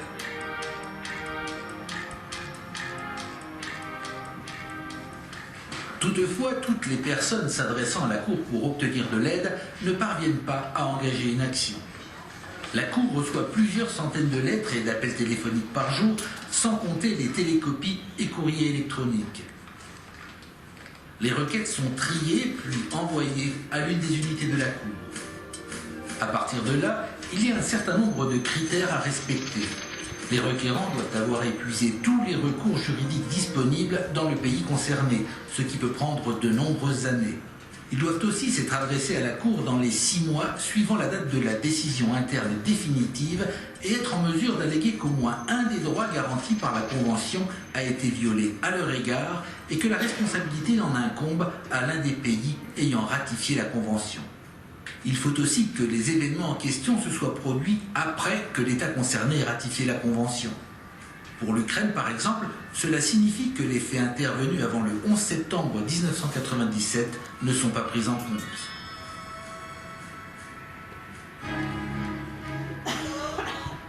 Toutes les décisions concernant la recevabilité des affaires sont prises par les juges qui siègent en comité de 3 juges, en chambre de 7 juges ou en grande chambre de 17 juges. La Cour ne rend un arrêt que dans les affaires recevables. Elle statue sur le point de savoir s'il y a eu violation de la Convention et octroie une réparation le cas échéant. Dit qu'il y a eu violation de l'article 10 de la Convention. It also decided that the other 3 applicants were to forfeit their parliamentary office. Les arrêts sont contraignants. L'État concerné doit verser l'indemnité éventuellement accordée, traiter les questions soulevées par le cas du plaignant, mais aussi prendre les mesures nécessaires pour que la même situation ne se reproduise pas. Il peut notamment adopter une nouvelle loi ou réformer une procédure.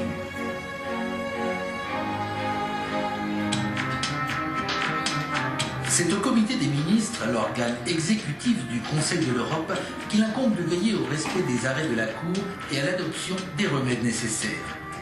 Le comité se compose des ministres des Affaires étrangères des États membres du Conseil ou de leurs représentants permanents. Il se réunit à intervalles réguliers pour débattre de l'exécution des arrêts de la Cour. Les affaires restent inscrites à son ordre du jour jusqu'à ce que ses membres soient convaincus que l'arrêt a été exécuté et que les mesures nécessaires ont été prises pour que le nouveau problème en cause ne se pose pas à nouveau. La présence de représentants de tous les États membres du Conseil permet de faire politiquement pression sur tous les pays qui s'acquittent de leurs obligations avec lenteur.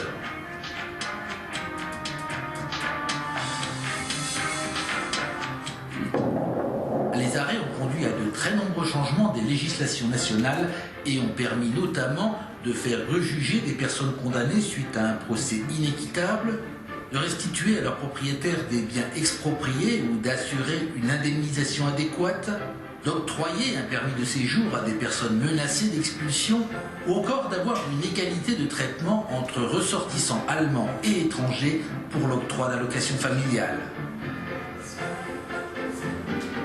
Aujourd'hui, bien que la Cour soit plus productive que jamais, les agents travaillent sous une pression. Le nombre des nouvelles requêtes adressées à la Cour ne cesse d'augmenter.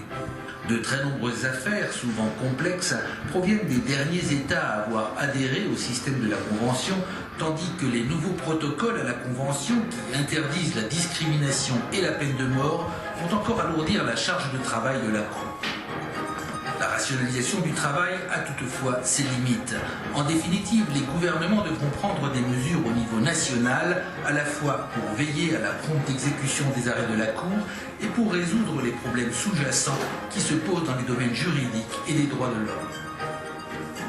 Depuis un demi-siècle, la Cour est le bastion des droits de l'homme en Europe, la conscience de l'Europe. Afin de poursuivre efficacement son œuvre pendant encore 50 ans et plus, elle devra pouvoir compter sur le soutien sans faille des gouvernements européens.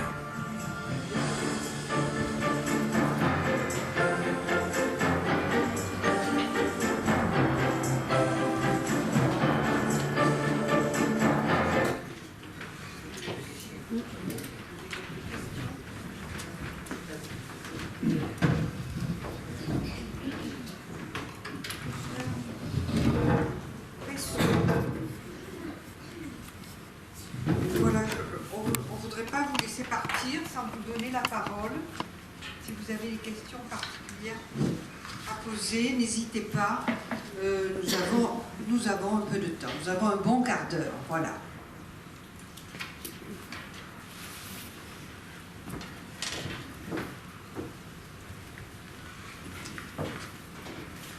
Merci. J'ai compris tout à l'heure que l'Union soviétique s'était abstenue lors... Vous visez, alors pour être sûr que je ne me trompe pas, parce que je ne suis pas hyper... il y a 8 États qui se sont abstenus, donc personne n'a voté contre. Personne n'a voté contre, c'est quand même un petit miracle. Alors l'Arabie Saoudite s'est abstenue, l'Union soviétique s'est abstenue pour la raison que je vous ai dit, il n'y avait pas assez de droits sociaux. L'Afrique du Sud qui voulait maintenir l'apartheid. Il faut mettre ça dans la 1948. Qui encore, je vais vous le dire dans une minute, en tout cas ceux-là, ça je suis tout à fait... mais voilà. Pas de vote négatif, Afrique du Sud, Arabie Saoudite, l'URSS et les pays communistes. Et voilà, c'est comme ça qu'on arrive effectivement aux 8, parce que je ne vois plus d'autres États, mais dans les 8, c'est 8 abstentions, Afrique du Sud, Arabie Saoudite, URSS et les pays communistes. Voilà, ce qui est évidemment, l'ONU n'avait que 58 États à l'époque, hein. C'est pas comme aujourd'hui, c'est en 93. Donc bien sûr, c'était avant la décolonisation, bien entendu. C'est pour ça que des critiques, souvent, c'est de dire, mais oui, mais tout ça a été mis avant la décolonisation, qui était quand même une atteinte assez forte au droit. Là, enfin, on ne va pas entrer tout le débat là-dessus maintenant, mais beaucoup d'États qui, effectivement, ont été décolonisés par après, se sont fondés sur la Déclaration universelle des droits de l'homme comme argument pour obtenir la décolonisation. Donc, voilà. Quels sont les aspects financiers? Quels sont le budget de la CEDH? Est-ce que c'est au prorata des populations, des pays concernés? Est-ce qu'il y a des indemnités à verser par la CEDH aux victimes, etc. Les aspects financiers. Ok, donc je fais beaucoup de questions à la fois. Je vais commencer par les indemnités qui seraient versées aux victimes. Lorsque dans un arrêt de la Cour, on estime qu'il y a une violation de la Convention, la Cour peut alors, l'essentiel de ce qu'elle va dire, c'est que l'État doit réparer, donc doit changer ce qui a posé problème. Est-ce que c'est le système judiciaire qui a posé problème? Est-ce que c'est la loi? Est-ce que c'est la décision des cours et tribunaux? Donc il y a une obligation de réparation du dommage, de la violation, excusez-moi, fondamentale de droit. Ça, c'est le point. Mais à côté de ça, la Cour peut aussi accorder ce qu'on appelle une satisfaction équitable. La satisfaction équitable, c'est une indemnité pour préjudice matériel ou moral. Dans certaines affaires, il y a un préjudice moral et un préjudice matériel. Et donc ça, ce sont deux choses différentes. Mais je le dis en second parce que ce que l'État doit faire lorsqu'il est condamné, c'est réparer ce qui a fait problème. Dans le film le dit bien. Mais il y a aussi cet octroi d'une satisfaction équitable, avec le risque évidemment que certains États préfèrent payer que changer. Et ça a été la situation. C'est pour ça que dans certains cas, les arrêts ne sont pas mis en œuvre pendant de longues années, parce que payer, ça, ils font toujours, quasiment toujours, c'est pas ça la question. Et, mais changer le système, c'est évidemment beaucoup plus complexe. Et alors, cette satisfaction, on appelle ça la satisfaction équitable, les frais et dépenses, ça c'est une question technique, c'est ce que les victimes, lorsqu'elles ont obtenu gain de cause, peuvent obtenir le remboursement des frais d'avocat ou de conseil, etc. Mais le dommage physique, c'est lorsqu'effectivement un dommage physique. Le dommage moral, c'est beaucoup plus difficile. Le dommage moral, on doit l'évaluer en fonction de la nature de la violation constatée. Et alors, ce qu'on a fait, en tout cas quand j'étais là, on avait établi une grille pour établir comment on fixait le dommage moral pour la vie, pour la torture, pour la vie privée, pour les différents droits garantis. Et donc, on avait établi une sorte d'échelle pour s'assurer que la satisfaction équitable qu'on accordait aux différents requérants soit acceptable. Alors, ça c'est une chose. Maintenant, la Cour européenne des droits de l'homme, c'est un organe du Conseil de l'Europe, tout à fait indépendant du Conseil de l'Europe, mais néanmoins, il est payé par le Conseil de l'Europe. Alors, comment le Conseil de l'Europe paye la Cour européenne des droits de l'homme?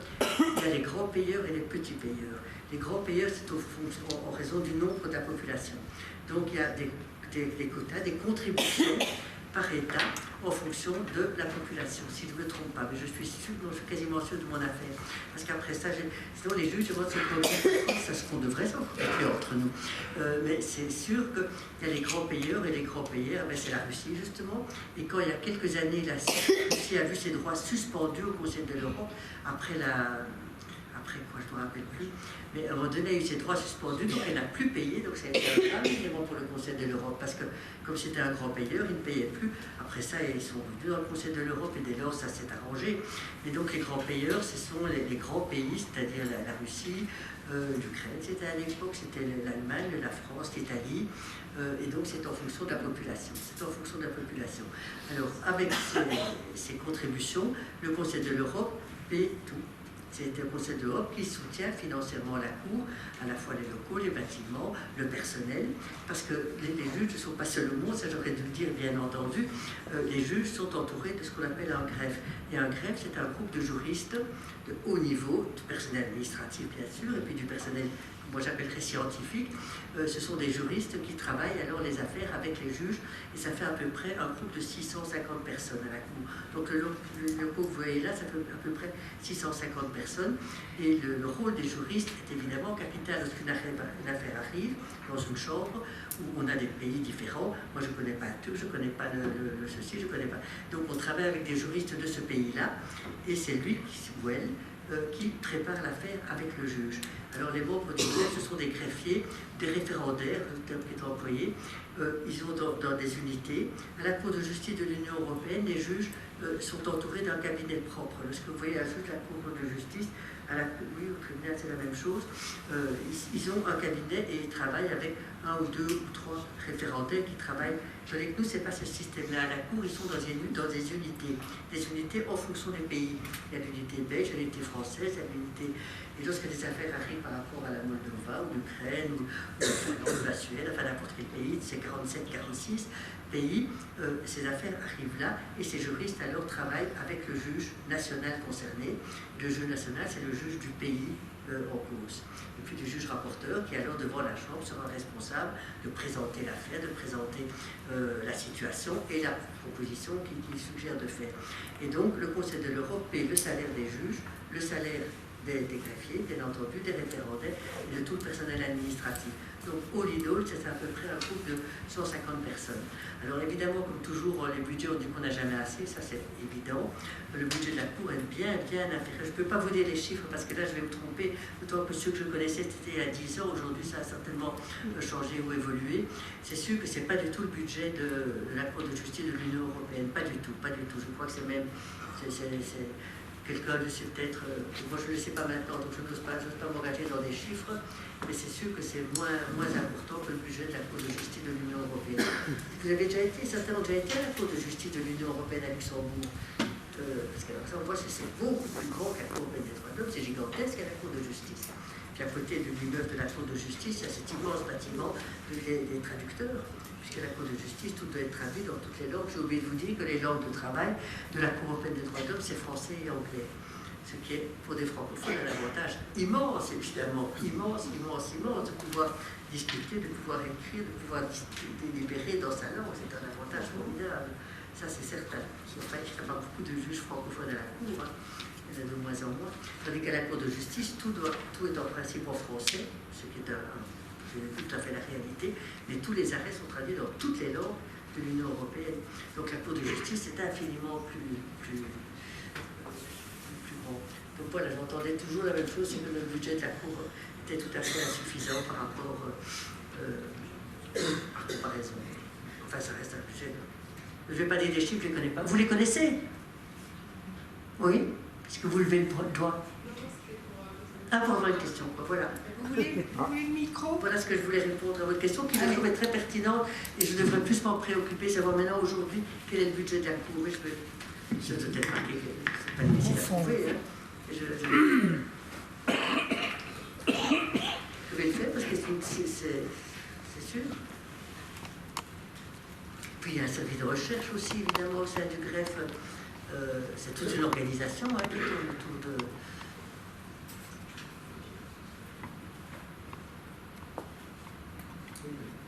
Bonjour, j'avais une question. Est-ce qu'il y a des sanctions pour les États qui ne respectent pas entièrement les indemnités et en particulier les choses qui doivent être mises en place pour que la situation ne se reproduise pas? Oui, voilà, c'est une bonne question. C'est ce qu'on appelle la force obligatoire et l'exécution des arrêts, article 46. Il n'y a pas de police à la Cour des droits de l'homme. Donc la Cour prononce un arrêt, dit qu'il faut changer ça et ça et ça dans le système et demande une satisfaction équitable de autant pour le préjudice moral et le préjudice matériel. J'ai oublié de vous dire que le préjudice moral est une question qui s'est souvent posée. Est-ce qu'on va donner des dommages-intérêts punitifs? Est-ce que l'on va pousser le dommage moral plus haut pour dire là, il y a vraiment une faute, et donc les dommages d'intérêt punitif, c'est une manière d'accentuer. Ça, on ne fait pas. Ça, on ne fait pas. Le dommage moral, c'est vraiment le dommage moral d'une violation d'une obligation internationale. On ne va jamais ajouter une espèce de contribution supplémentaire pour montrer que ça ne va vraiment pas du tout.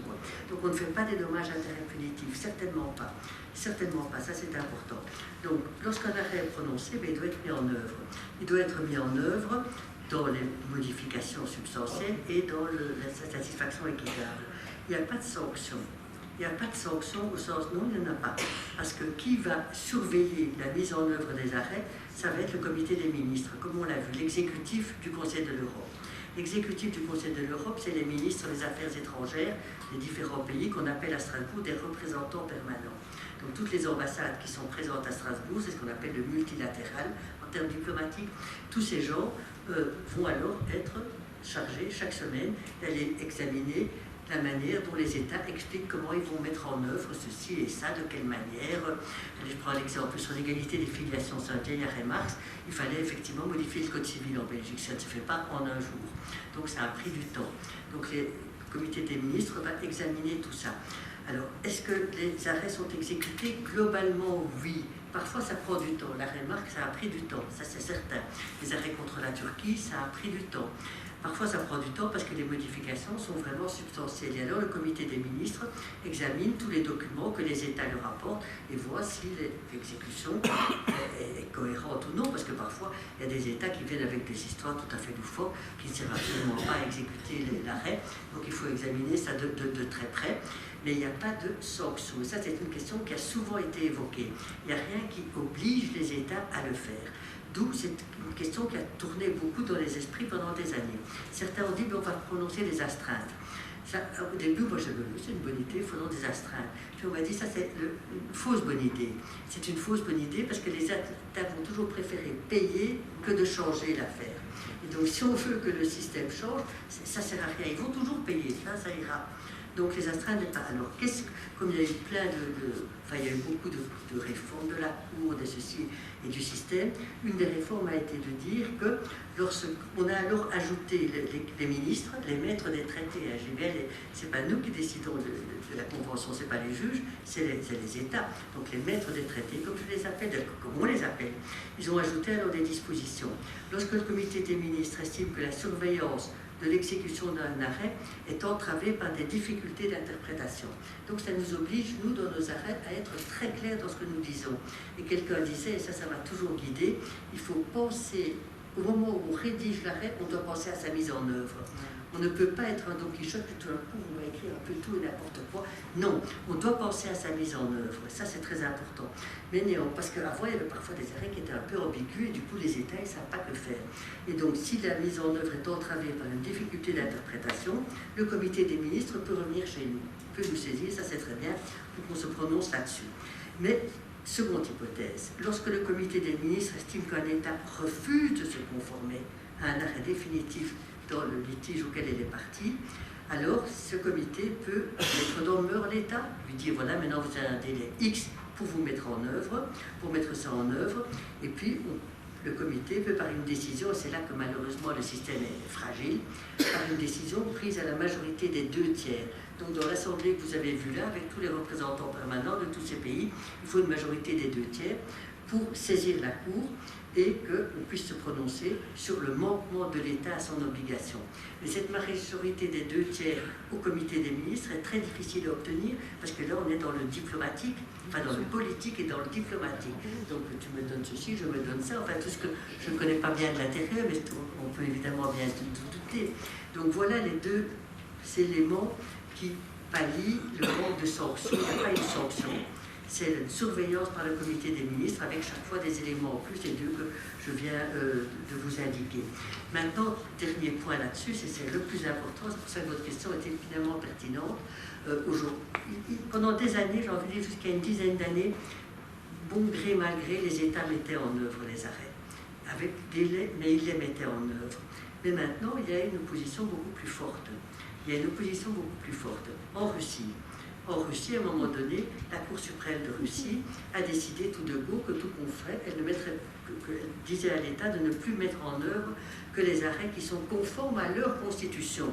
Ce qui est juridiquement une aberration, évidemment, puisque toutes les affaires doivent d'abord passer par tous les états de recours interne, doivent, et s'ils arrivent devant chez nous pour dire qu'il y a une violation, c'est évidemment d'une certaine manière contraire à leur constitution.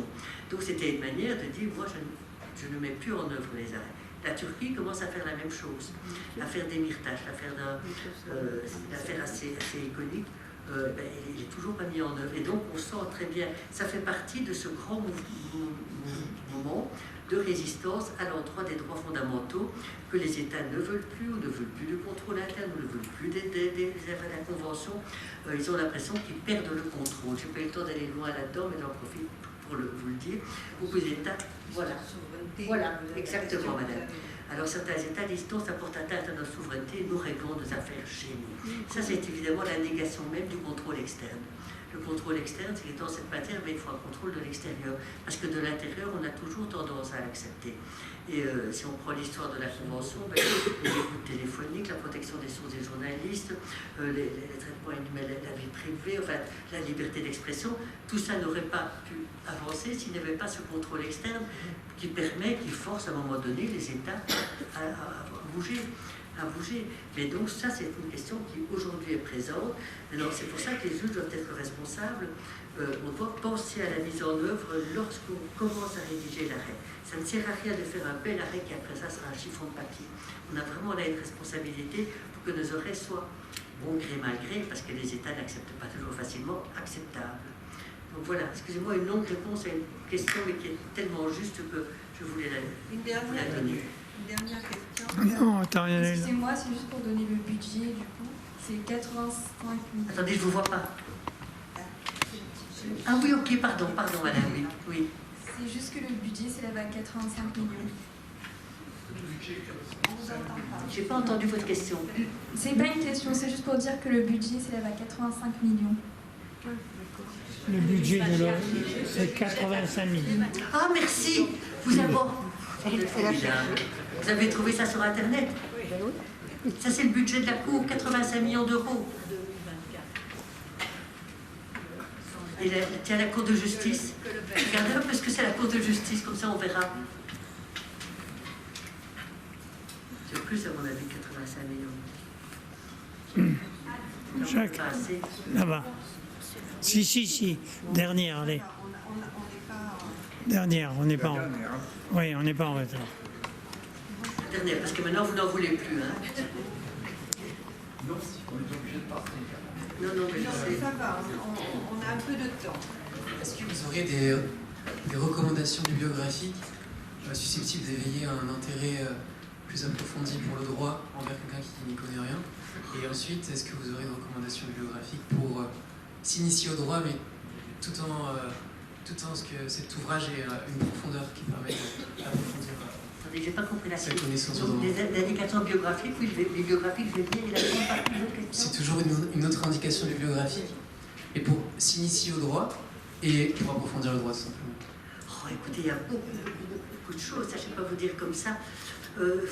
Donnez-moi votre mail, je vais vous envoyer des références, parce que, non mais c'est vrai, il y a eu en France, l'Economica a fait il y a quelques années, c'est souvent comme ça des commentaires, article par article, si on veut vraiment avoir une vision globale, et ça en France il y a eu, et puis pour le moment, justement avec un professeur de l'Université de Bordeaux, et un autre collègue belge, on va faire un commentaire article par article, on est occupé, voilà, quand je reviens, c'est la première réunion que j'ai, c'est d'organiser ça. C'est souvent c'est comme ça que ça fonctionne. En anglais, il y a beaucoup de choses, ils ont beaucoup plus que nous avons donc en français, il y en a en allemand, en italien. Alors maintenant, il y a un petit livre qui est mais je ne vais pas vraiment le recommander parce que c'est quand même trop sommaire. Il y a un petit bouquin de 285 pages, donc ça c'est beaucoup moins gros, soyons bien clairs. Ah ben attendez, je vais venir au Dallos, monsieur, vous allez nous expliquer ça.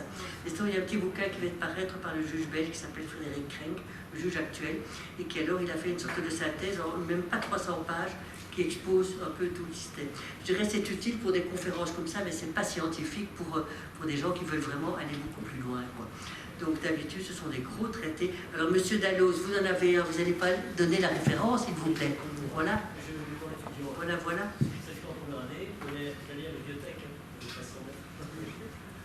Merci. Voilà. Mais je veux bien vous donner quelques bonnes références, mais dites-moi dans quelle langue vous souhaitez que ce soit. Parce qu'en anglais, alors il y a énormément. Il faut se croiser les sources, hein, comme toujours, en scientifique. Excusez-moi, monsieur, vous êtes étudiant en droit? Pas du tout. J'ai fait 3 ans de prépa commerce et là je suis en licence de maths. D'accord. Ah, mais c'est bien. Mais alors je vais vous donner quand même la référence au bouquin peu réduit. Parce qu'il y a un bouquin peu réduit sur la Convention et sur la Cour des filles. Alors, moi, je voulais dire quelques petites remarques parce que au fur et à mesure de votre conférence, c'est vrai que je me suis dit cet après-midi que la question de la souveraineté, souvent mise en avant, est un faux argument par certains partis politiques. Et donc, ce que je veux dire, c'est ce dont on se rend compte, c'est l'importance du dialogue entre les juges des différents pays et des différents États. Et je me suis demandé si la Cour européenne des droits de l'homme, si on se réfère au mythe, serait pas davantage du côté de l'Arche de Noé, avec le tohu-bohu de la diversité, et puis elle serait gardienne de l'altérité, plutôt que du côté de Babel. Voilà. Moi, je la préférerais du côté de l'Arche de Noé. Et puis une dernière chose, vous avez parlé des droits économiques, et ce qui m'avait beaucoup frappé quand j'avais lu Amartya Sen, c'est qu'il disait que la richesse, c'était le choix de vie, c'était pouvoir choisir sa vie. Et ça, je trouve ça extraordinaire. Et donc, au fond, la pauvreté, c'est la privation de liberté. Je n'ai plus la liberté de choisir ma vie. Dernière chose, j'ai pensé aussi à Hannah Arendt, qui parle de l'autorité. Et je pensais à l'autorité des droits humains. Je me suis dit elle dit que l'autorité, ce n'est ni la force, ni la persuasion, mais c'est la reconnaissance de valeurs communes. Et je trouve ça magnifique. Elle a beaucoup travaillé sur le totalitarisme et la démocratie. Et elle dit que ce qui est formidable en démocratie, il va falloir la défendre, c'est qu'en démocratie, il n'y a pas d'homme en trop. Voilà. Bravo, madame. Je vous remercie. Merci.